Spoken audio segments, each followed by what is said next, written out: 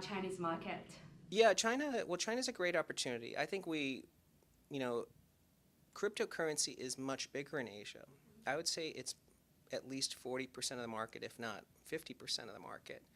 But at the moment, we don't actually have a way to reach Asian customers. Which has bigger influence in the crypto market? China, Korea, or Japan?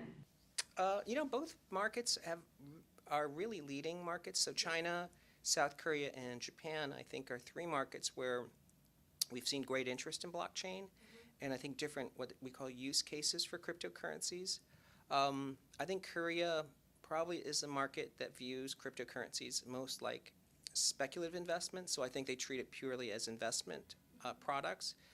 But Korea, interestingly, tends to be the earliest to adopt things. So they were the first market for multiplayer gaming, the first for high-speed internet, first for 3G, so I'm not surprised. I think Japan is viewing cryptocurrencies actually as digital money, which makes sense because of Japan's historical presence in the foreign exchange market. And then, of course, in China, I think there's a lot of innovation taking place within China. A lot of great blockchain teams and a lot of new applications of cryptocurrencies. Yes. Our company provides education to both stock and cryptocurrency investing. Some people say Bitcoin price is an indicator of the stock market. Do you think there are any connections between them?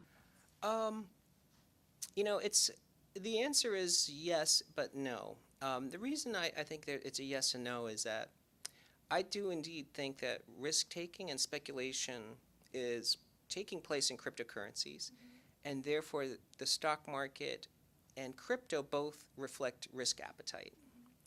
But that, I believe, is a small portion of the overall cryptocurrency market. I think the majority of the cryptocurrency market is held by long-term holders, as you can see, because many of the large wallets have no movement.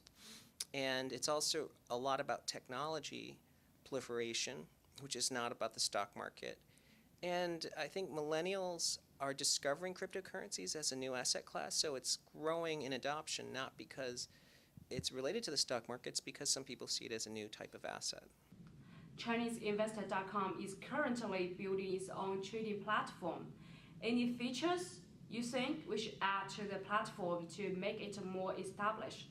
As the market matures, I think services that are traditional on regular markets will start to appear in cryptocurrency markets. So I think things like baskets, so individuals don't have to buy one token, they can buy a basket of tokens, either as an ETF or as a structured product.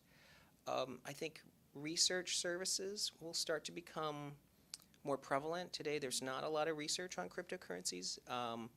And then lastly, I think index products will become popular. So there's ways for folks to measure and understand how the cryptocurrency market is behaving. We actually have created some of our own indices to track. So we track